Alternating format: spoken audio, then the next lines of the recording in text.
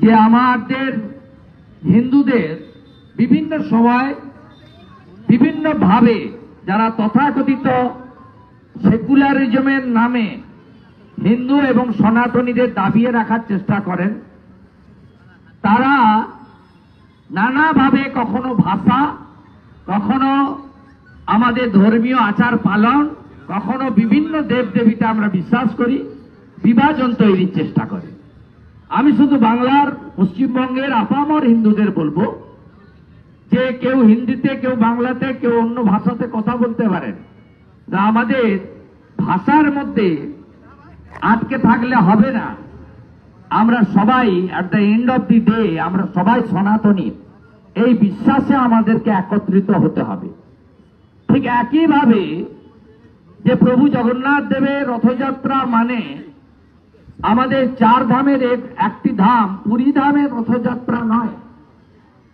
আজকে রথযাত্রা মানে মহাপ্রভুর পুজো, মানে মহাপ্রভুর অনুষ্ঠান, মানে সমস্ত বিশ্বের সনাতনীদের একটি মহা পরব বা অনুষ্ঠান।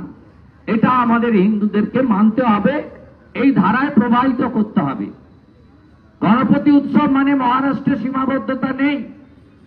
রামনবমী আগে এরা যারা তথাকথিত পাকিস্তানে ভারত আক্রমণ করলো কেন জবাব চাই, জবাব দাও। জল আটকে গেল কেন জবাব চাই, জবাব দাও। যে পার্টি তারা বলতো রাম তো উত্তরপ্রদেশের ভগবান, সেটা আপনারা ভেঙে দিয়েছেন।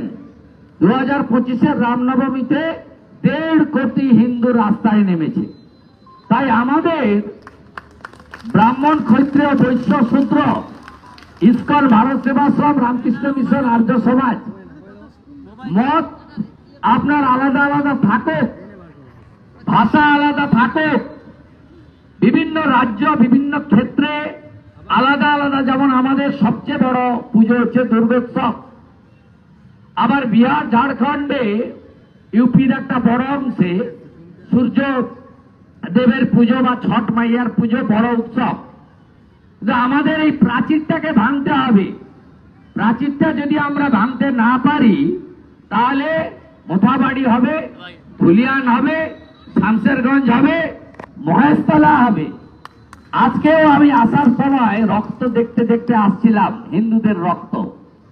এই কাছেই কাঁচড়াপাড়াতে অরিজিৎ বলে একটি হিন্দু ছেলেকে আজকে অন্য সম্প্রদায়ের কিছু একটা উৎসব আছে, আমি নাইবা বললাম কারণ এটা খুব অত্যন্ত পবিত্র অনুষ্ঠান, নাম উচ্চারণ নাইবা করলাম। তা সেখানে দেখলাম অরিজিৎকে অস্ত্র দিয়ে কোপানো হয়েছে, যে অস্ত্র দিয়ে হরগোবিন্দ দাস এবং তার পুত্র চন্দন দাসকে কোপানো হয়েছে।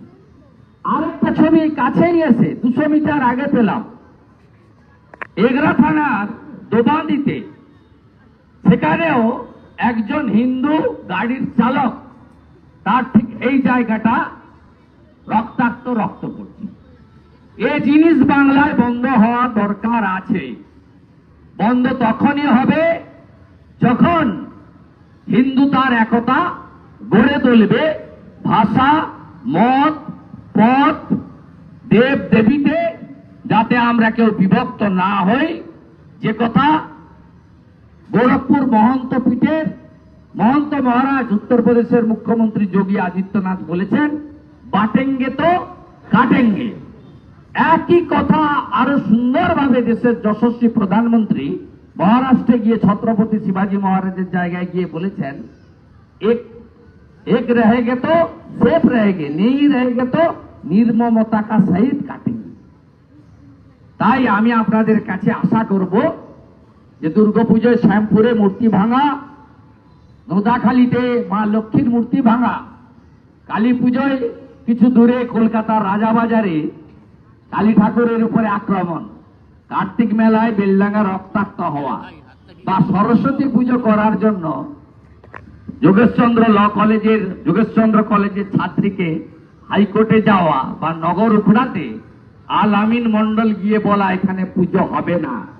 এটা বাংলা থেকে যাতে আমরা চিরতরে স্বামী বিবেকানন্দের বাংলা, শ্রী চৈতন্য দেবের বাংলা থেকে তুলে দিতে পারি, তার জন্য সমগ্র হিন্দু সমাজের ঐক্যবদ্ধতা, একতা, বাড়িতে বাড়িতে গীতা পাঠ, তুলসী দেবীকে স্থাপন করার আবেদনের মধ্য দিয়ে মহাপ্রভু শ্রী জগন্নাথ দেবকে, মহাপ্রভু বলরামকে, মাতা সুভদ্রা দেবীকে প্রণাম জানিয়ে আয়োজকদের অন্তর থেকে গৈরিক অভিনন্দন জানিয়ে আমার কথা শেষ করলাম।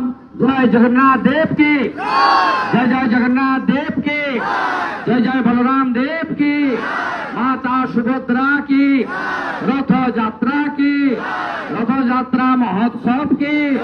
জয় শ্রীরাম, জয় জয় শ্রীরাম, জয় জয় শ্রীরাম।